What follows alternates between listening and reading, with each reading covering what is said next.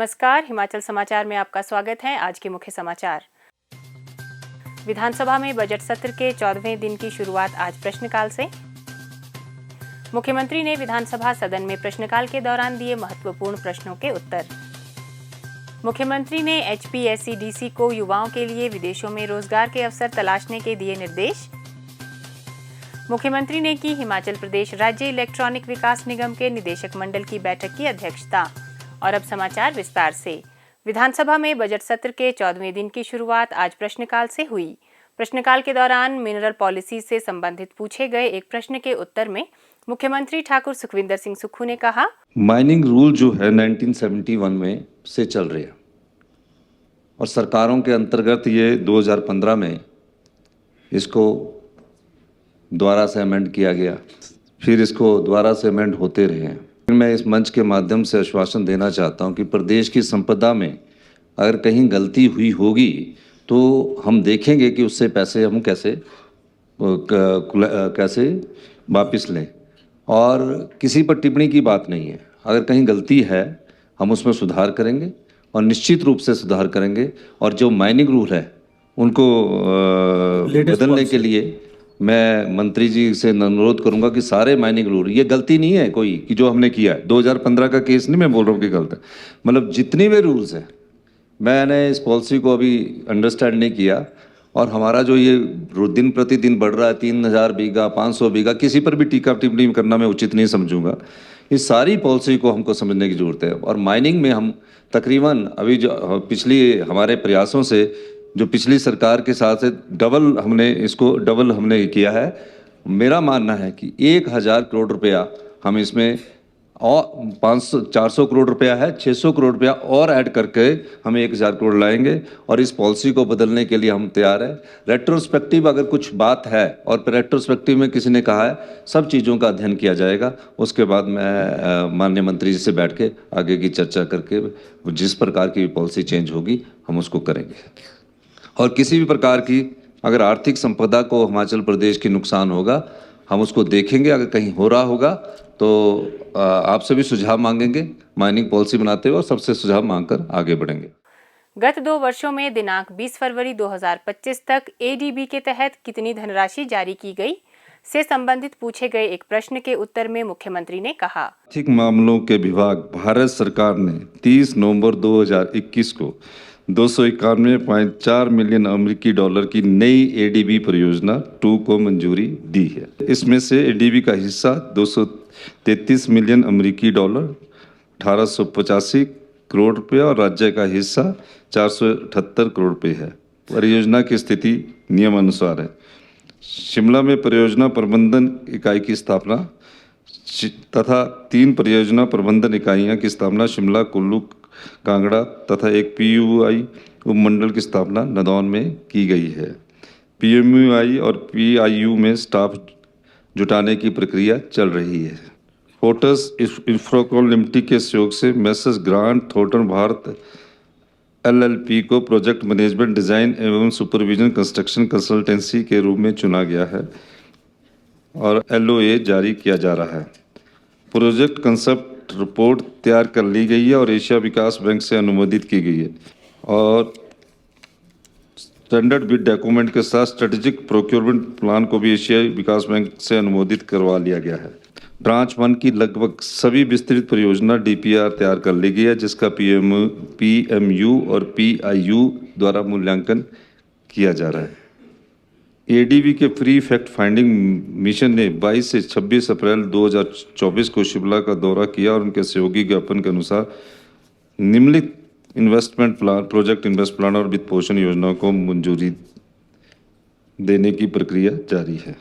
ये अभी जो ADB का प्रोजेक्ट है, ये जो प्री फैक्ट फाइंडिंग मिशंस था 22 से 26 अप्रैल 2024 को हमको कंप्लीट करना था।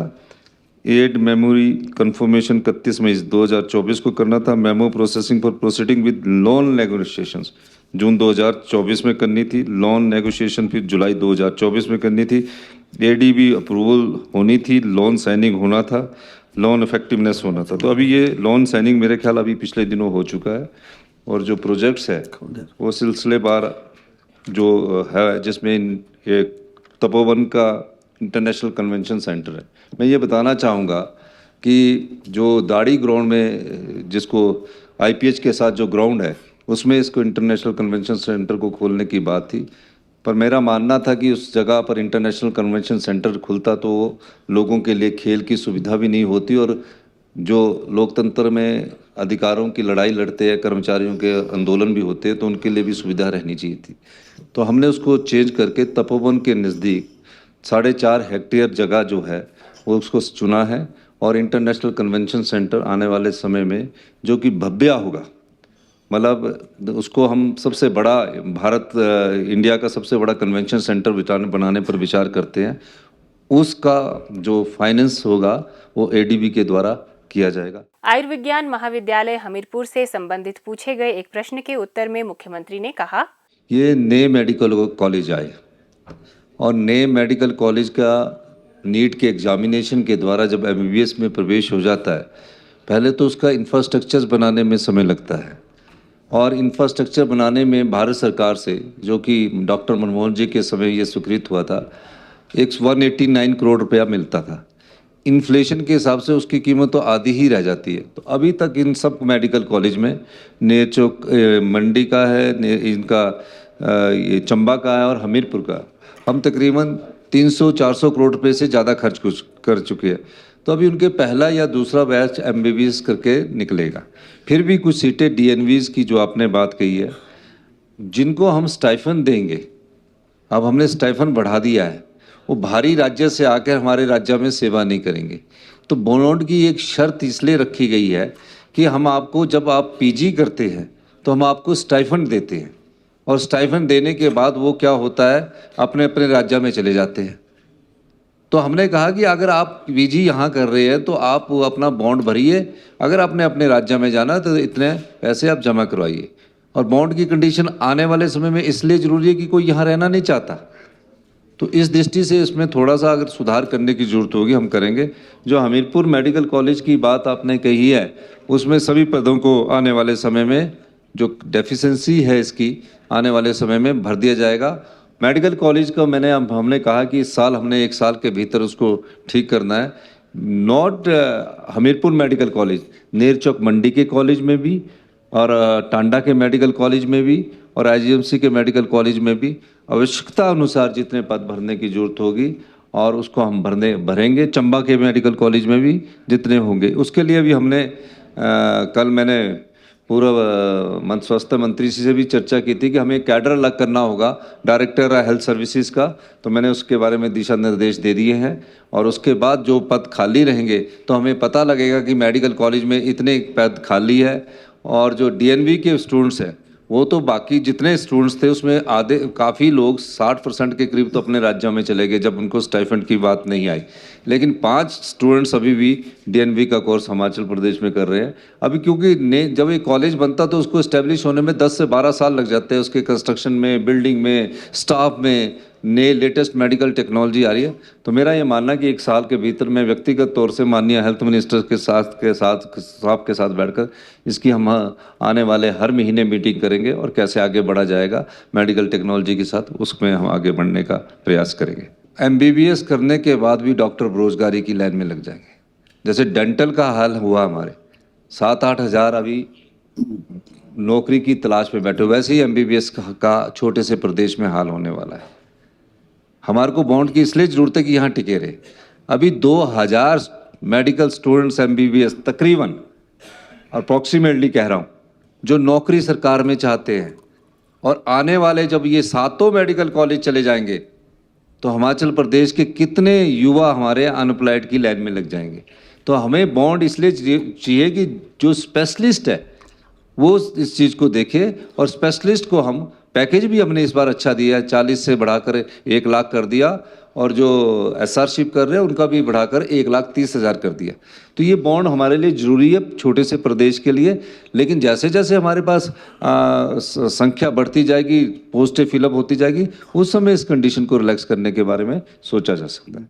मुख्यमंत्री ठाकुर सुखविंदर सिंह सुक्खू ने आज शिमला में हिमाचल प्रदेश राज्य इलेक्ट्रॉनिक विकास निगम के निदेशक मंडल की बैठक की अध्यक्षता की। उन्होंने निगम को प्रदेश के युवाओं को विदेशों में रोजगार के अवसर उपलब्ध करवाने के निर्देश दिए। उन्होंने निगम को विदेशों में रोजगार पाने वाले युवाओं के लिए ट्रैक एंड ट्रेस की व्यवस्था विकसित करने के भी निर्देश दिए। बैठक में इमिग्रेशन एक्ट 1983 के अनुसार भर्ती की प्रक्रिया करवाने तथा विदेशों में रोजगार के लिए श्रमिकों की भर्ती करने को मंजूरी दी गई। इसके लिए निगम विदेश मंत्रालय में प्रोटेक्टर जनरल ऑफ इमिग्रेंट्स नई दिल्ली के कार्यालय में अपना पंजीकरण करवाना सुनिश्चित करें। निदेशक मंडल ने समग्र शिक्षा अभियान के कार्य को जारी रखने को भी मंजूरी दी। हिमाचल समाचार देखने के लिए सब्सक्राइब करें यूट्यूब चैनल हिमाचल समाचार, लाइक करें Facebook page information and public relations department Himachal Pradesh और सीएमओ हिमाचल। फॉलो करें x@DPRHP और सीएमओ हिमाचल। फॉलो करें इंस्टाग्राम @DIPR हिमाचल और सीएमओ हिमाचल। विजिट करें वेबसाइट www.himachalpr.gov.in। इस अंक में इतना ही। कल फिर होगी मुलाकात। दीजिए इजाजत। नमस्कार।